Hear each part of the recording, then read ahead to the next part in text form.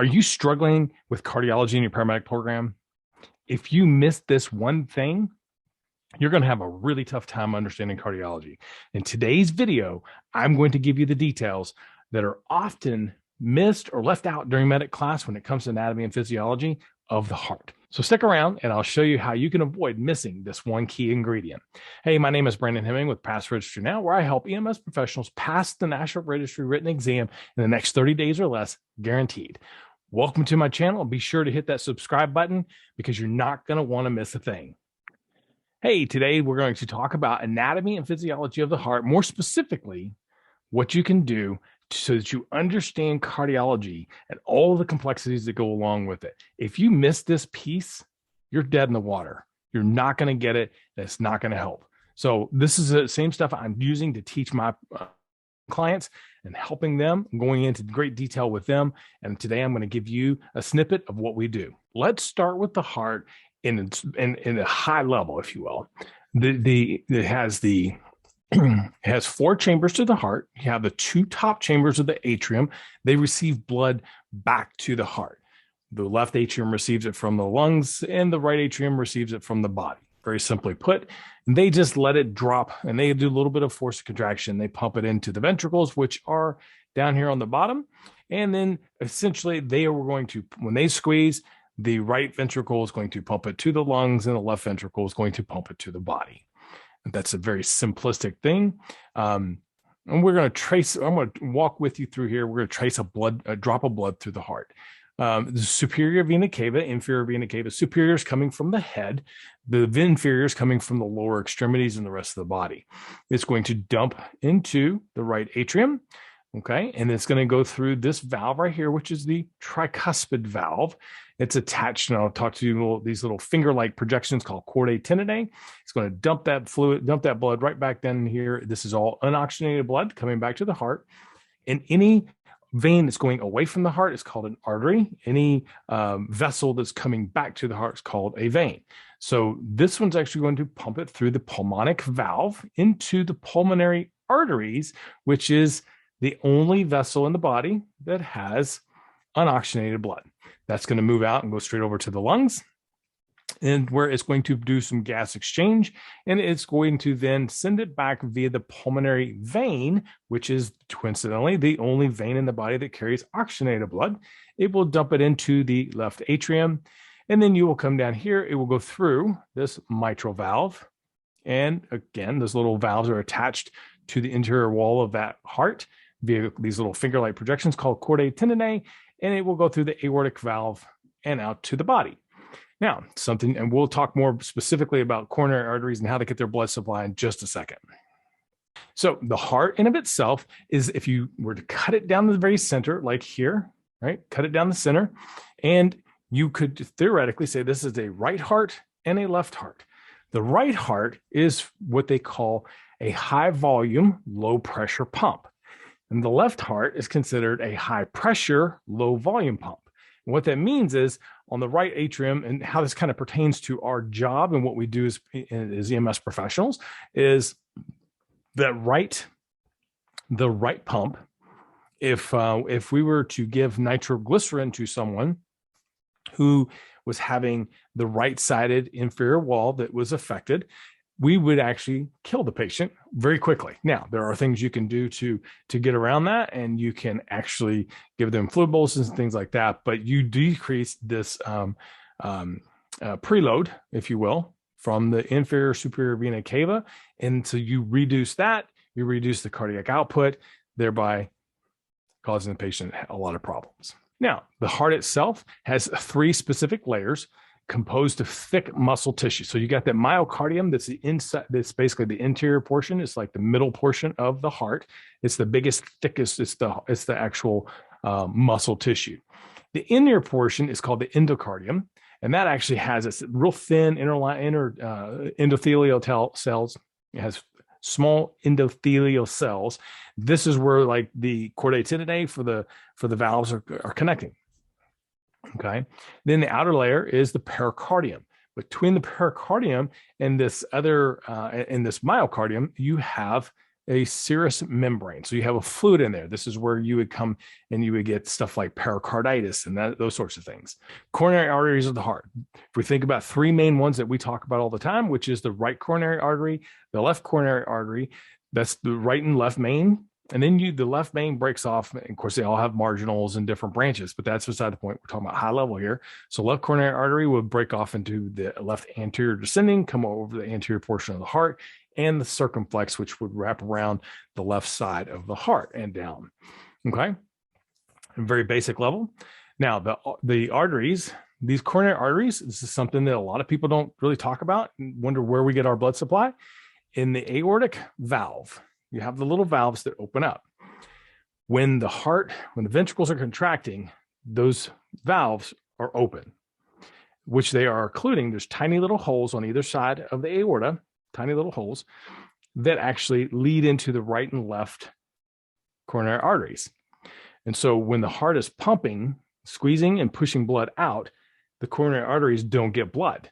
When the heart comes to diastole or the resting period, then that blood will then backfill through the coronary arteries. That is how it actually works. A lot of people don't realize that, but it's actually it's kind of a neat little piece of information. Right coronary artery, in a percentage, not all patients, but the right coronary artery will supply the inferior wall of the left ventricle, we'll talk more specifically about that. But as far as the right coronary artery, a lot of times this will supply the blood supply to your SA node, AV node, which is very, very key to realize and understand. Okay. Parts of the left ventricle, portions of the conduction system. Cardiac cells, they have four main properties. Okay, there's automaticity, excitability, conductivity, and a contractility. So, if automaticity, I have a picture here of a generator. Okay, the generator basically it can generate an impulse. So, each individual cardiac cell, not just the internodal pathways, the superhighway, if you will, all cells in the heart can provide its own electrical impulse. Excitability, it's how easily it is to generate a new impulse, meaning how easy is it to depolarize, repolarize. And here I kind of put down a picture of really just a push button generator. Super simple to do it. Most people can just reach over and push a button. It's very simple done, very simple. Conductivity, I think of that as your power lines, right? The ability to transmit an impulse through the heart and how fast it can do. So it can actually transmit. So you have really fast conductors and you have slower conductors. And we'll talk specifically about those, but it's a little bit. So contractility is the measurement of the contraction of the cardiomyocytes. That is the muscle, right? How hard will it contract? That's what we're talking about. Cardiac conduction system comprises of 6 pieces. The SA node, which is in the upper on the upper posterior wall of the right atrium, okay, up in here. The AV node is in the base. It is in the inferior portion of the right atrium. It sits right in there. And then you have the bundle of His. And the bundle of His sits between the interventricular wall.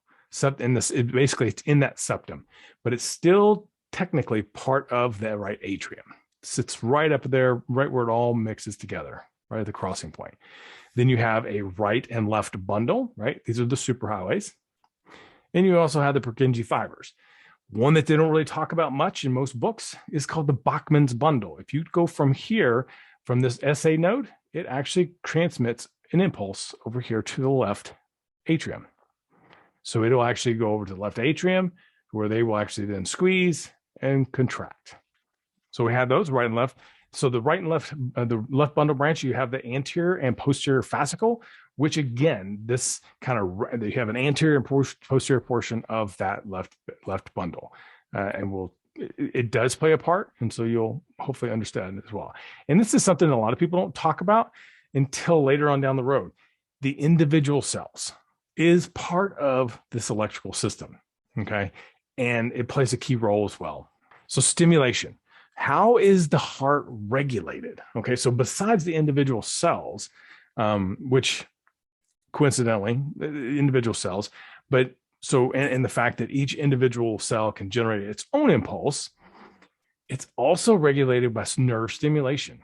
So you have sympathetic and parasympathetic. Sympathetic being the fight or flight, or I say it's sympathetic to your plight, right? So the Doberman Pinscher is chasing you and you're running down the road and your heart rate increases, everything gets faster, everything gets, it's sympathetic to your running from this big giant dog, right?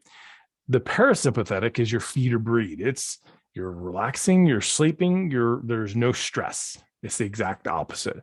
So a lot of your GI system is regulated with that. Okay. All right, nerve stimulation. So we talk about that. That parasympathetic will slow that AV node, which interestingly, the AV node will intersect the lungs, the heart. It will also affect the gastrointestinal system, and in fact, it actually innervates the bladder as well. Okay, hormone regulation. Most people don't talk about hormone regulation until you get into the book a little bit further. We have this thing called the atrial natriuretic peptide. It regulates blood volume and arterial blood pressures in your heart. This is a peptide that is secreted by cardiac cells. So your heart can recognize we have too much or not enough, and it can secrete or stop it based on what the heart actually needs. Adrenaline, epi, is another hormone. It's a hormone regulation. I've heard a lot of people talk about antidiuretic hormones, things like that. That is not part of the heart. It does play a role, but it is not produced there. The heart. This is a nice little picture if you want to take a peek at it. You have the adrenal glands that will actually secrete the adrenaline, the afferent, efferent nerve regulations, and just a term thing and something I've always remembered it by: afferent versus efferent.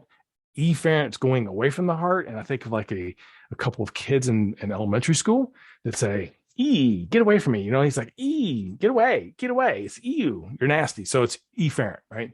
Get away. So another one is electrolyte regulation. It's a big deal. Sodium, potassium, calcium, magnesium. All of these play a role, and we will go into great detail on future videos specifically of how these look and what they are.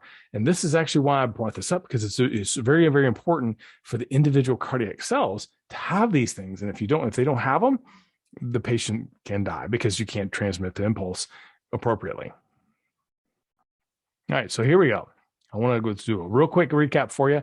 4 chambers of the heart being atrium, 2 atrium, the right and left, and ventricles, right? And the difference between the right and left heart, if you remember right heart is the patient's right side of their body. So their right heart is high volume. It's receiving lots of blood back from the body, low pressure. The right side is the exact opposite.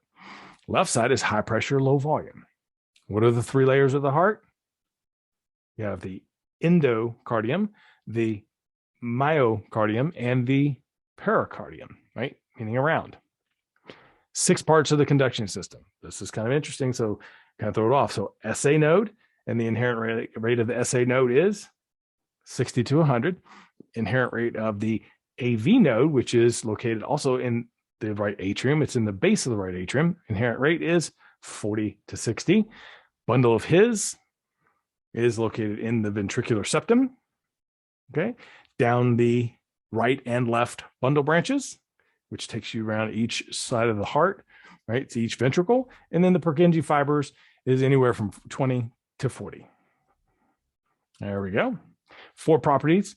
Yeah, automaticity, excitability, contractility, and conductivity. Each of the individual cells can do this. They can generate their own impulse. They are very easily excited. And contractility, meaning they can actually, it's how hard they can pump. Okay. And conductivity is like your superhighway. We can transmit this impulse throughout the entire heart. Okay. And 3 methods of regulation being nerves, hormones, and electrolytes.